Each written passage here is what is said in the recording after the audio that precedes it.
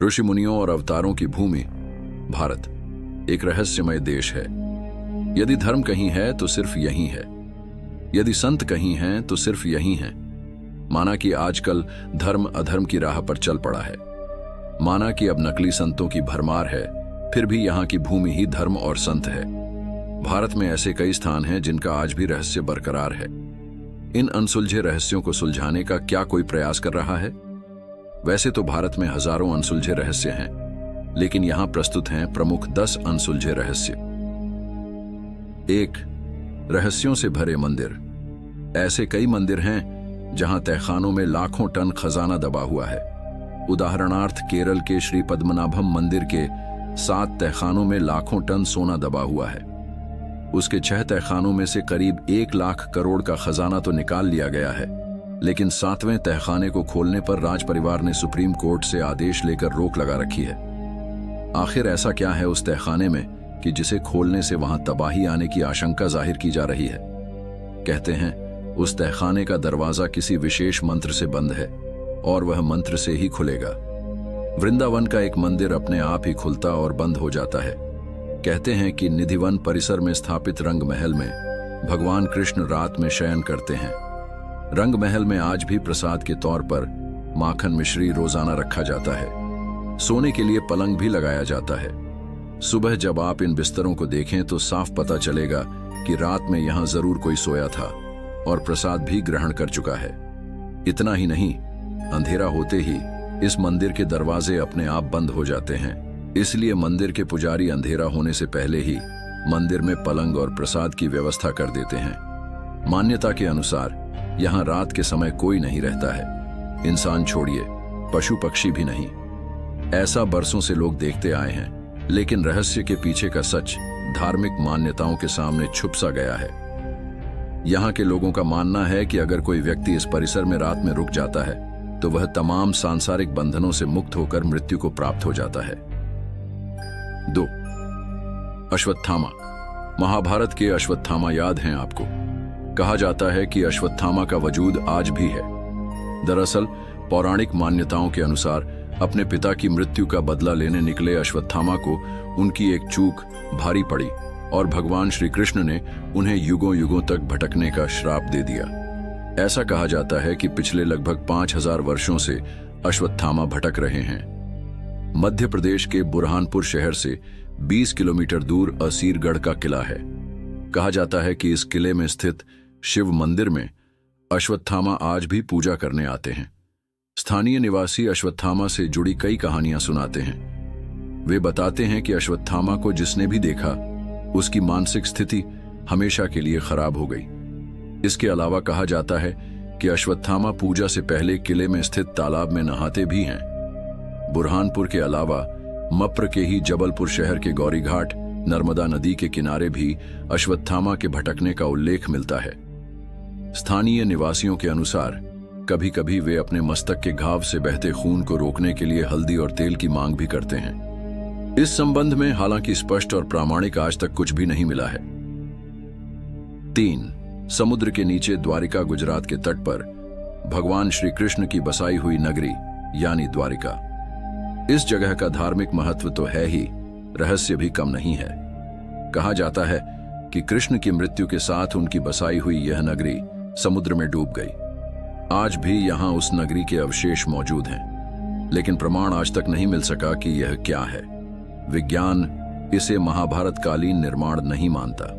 काफी समय से जाने माने शोधकर्ताओं ने यहां पुराणों में वर्णित द्वारिका के रहस्य का पता लगाने का प्रयास किया, लेकिन वैज्ञानिक तथ्यों पर आधारित कोई भी अध्ययन कार्य अभी तक पूरा नहीं किया गया है।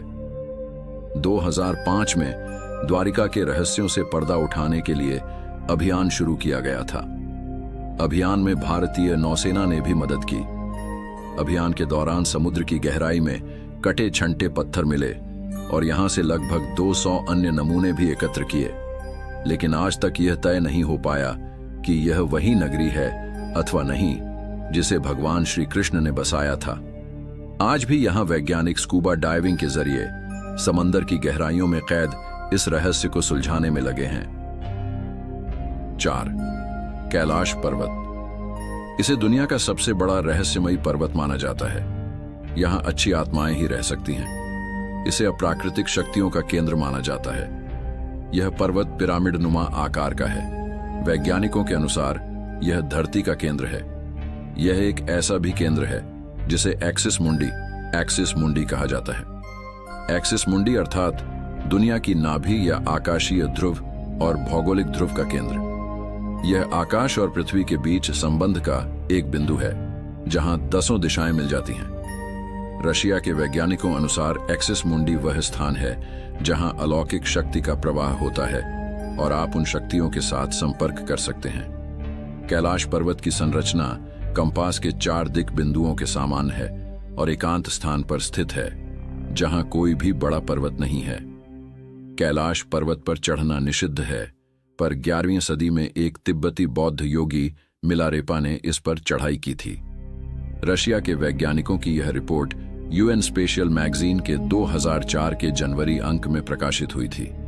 कैलाश पर्वत 4 महान नदियों के स्रोतों से घिरा है: सिंध, ब्रह्मपुत्र, सतलुज और कर्णाली या घाघरा, तथा 2 सरोवर इसके आधार हैं। पहला, मानसरोवर, जो दुनिया की शुद्ध पानी की उच्चतम झीलों में से एक है और जिसका आकार सूर्य के समान है, तथा राक्षस झील, जो दुनिया की खारे पानी की उच्चतम झीलों में से एक है और जिसका आकार चंद्र के समान है।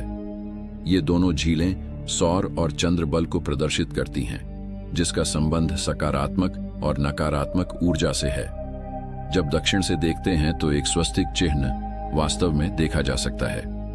कैलाश पर्वत और उसके आसपास के वातावरण पर अध्ययन कर चुके रशिया के वैज्ञानिकों ने जब तिब्बत के मंदिरों में धर्मगुरुओं से मुलाकात की तो उन्होंने बताया कि कैलाश पर्वत के चारों ओर एक अलौकिक शक्ति का प्रवाह है, जिसमें तपस्वी आज भी आध्यात्मिक गुरुओं के साथ टेलीपैथिक संपर्क करते हैं। यह पर्वत मानव निर्मित एक विशालकाय पिरामिड है, जो 100 छोटे पिरामिडों का केंद्र है। रामायण में भी इसके पिरामिड नुमा होने का उल्लेख मिलता है। यति यानी हिम मानव को देखे जाने की चर्चाएं होती रहती हैं। इनका वास हिमालय में होता है। लोगों का कहना है कि हिमालय पर यति के साथ भूत और योगियों को देखा गया है, जो लोगों को मारकर खा जाते हैं। 5. सोन भंडार गुफा। बिहार के राजगीर में छुपा है मौर्य शासक बिंबिसार का अमूल्य स्वर्ण भंडार। बिहार का एक छोटा सा शहर राजगीर, जो कि नालंदा जिले में स्थित है, कई मायनों में महत्वपूर्ण माना जाता है। यह शहर प्राचीन समय में मगध की राजधानी था। यहीं पर भगवान बुद्ध ने मगध के सम्राट बिंबिसार को धर्मोपदेश दिया था। यह शहर बुद्ध से जुड़े स्मारकों के लिए विशेष रूप से जाना जाता है। इसी राजगीर में है सोन भंडार गुफा। इस गुफा के बारे में कहा जाता है कि इसमें बेशकीमती खजाना छुपा है, जिसे कि आज तक कोई नहीं खोज पाया है। यह खजाना मौर्य शासक बिंबिसार का बताया जाता है, हालांकि कुछ लोग इसे पूर्व मगध सम्राट जरासंध का भी बताते हैं। 6. अलियाभूत लाइट। पश्चिम बंगाल के दलदली इलाकों में कई बार रहस्यमयी रोशनी देखे जाने की जानकारी मिली थी। स्थानीय लोगों के मुताबिक यह उन मछुआरों की आत्माएं हैं जो मछली पकड़ते वक्त किसी वजह से मर गए थे। लोग इन्हें भूतों की रोशनी भी कहते हैं। ऐसा भी कहा जाता है कि जिन मछुआरों को यह रोशनी दिखती है, वे या तो रास्ता भटक जाते हैं या ज्यादा दिन जिंदा नहीं रह पाते। इन दलदली क्षेत्रों से कई मछुआरों की लाशें भी मिली हैं, लेकिन स्थानीय प्रशासन यह मानने को तैयार नहीं कि यह भूतों के चलते ऐसा हुआ। उनके मुताबिक मछुआरों के साथ अक्सर ऐसी दुर्घटनाएं होती रहती हैं। हालांकि अभी तक इस रहस्य से भरी गुत्थी सुलझ नहीं पाई है। वैज्ञानिकों को अंदेशा है कि दलदली क्षेत्रों में अक्सर मीथेन गैस बनती है और वे किसी तत्व के संपर्क में आने से रोशनी पैदा करती हैं। 7. रूपकुंड झील। यह नदी हिमालय पर्वतों में स्थित है। इस तट पर मानव कंकाल पाए गए हैं। पिछले कई वर्षों से भारतीय और यूरोपीय वैज्ञानिकों के विभिन्न समूहों ने इस रहस्य को सुलझाने के कई प्रयास किए, पर वे नाकाम रहे।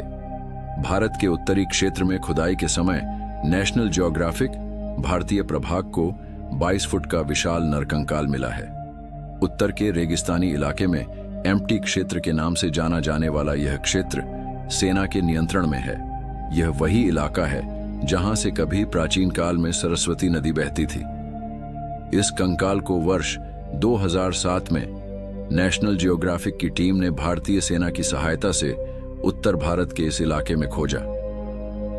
8 सितंबर 2007 को इस आशय की खबर कुछ समाचार पत्रों में प्रकाशित हुई थी। हालांकि इस तरह की खबरों की सत्यता की कोई पुष्टि नहीं हुई है। इस मामले में जब तक कोई अधिकृत बयान नहीं जारी होता, यह असत्य ही मानी जा रही है। बताया जाता है कि कद काठी के हिसाब से यह कंकाल महाभारत के भीमपुत्र घटोत्कच के विवरण से मिलता जुलता है। हालांकि इसकी तुलना अमेरिका में पाए जाने वाले बिगफुट से भी की जा रही है, जिनकी औसत हाइट अनुमानतः 8 फुट की है।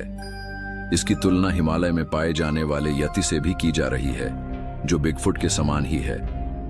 माना जा रहा है कि इस तरह के विशालकाय मानव 5 लाख वर्ष पूर्व से 1 करोड़ 20 लाख वर्ष पूर्व के बीच में धरती पर रहा करते थे, जिनका वजन लगभग 550 किलो हुआ करता था।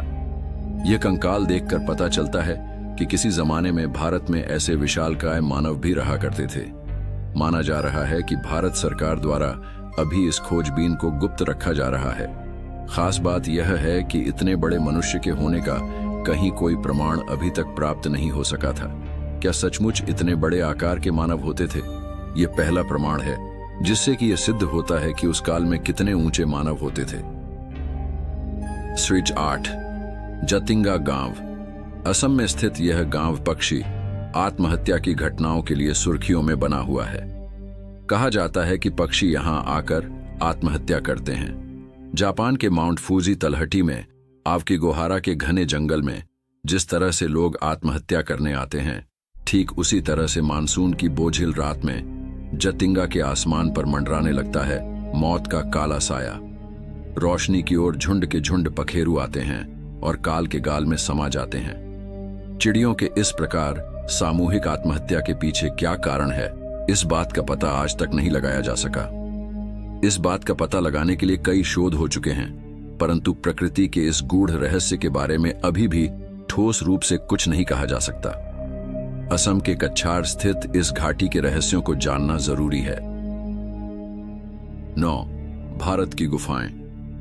भारत में बहुत सारी प्राचीन गुफाएं हैं, जैसे बाघ की गुफाएं, अजंता एलोरा की गुफाएं, एलिफेंटा की गुफाएं और भीमबेटका की गुफाएं। ये सभी गुफाएं किसने और कब बनाई, इसका रहस्य अभी सुलझा नहीं है। अखंड भारत की बात करें तो अफगानिस्तान के बामियान की गुफाओं को भी इसमें शामिल किया जा सकता है। भीमबेटका में 750 गुफाएं हैं, जिनमें 500 गुफाओं में शैलचित्र बने हैं। यहाँ की सबसे प्राचीन चित्रकारी को कुछ इतिहासकार 35,000 वर्ष पुराना मानते हैं, तो कुछ 12,000 साल पुरानी। मध्य प्रदेश के रायसेन जिले में स्थित पुरापाषाणिक भीमबेटका की गुफाएं भोपाल से 46 किलोमीटर की दूरी पर स्थित हैं। ये विंध्य पर्वतमालाओं से घिरी हुई हैं। भीमबेटका मध्य भारत के पठार के दक्षिणी किनारे पर स्थित विंध्याचल की पहाड़ियों के निचले हिस्से पर स्थित है।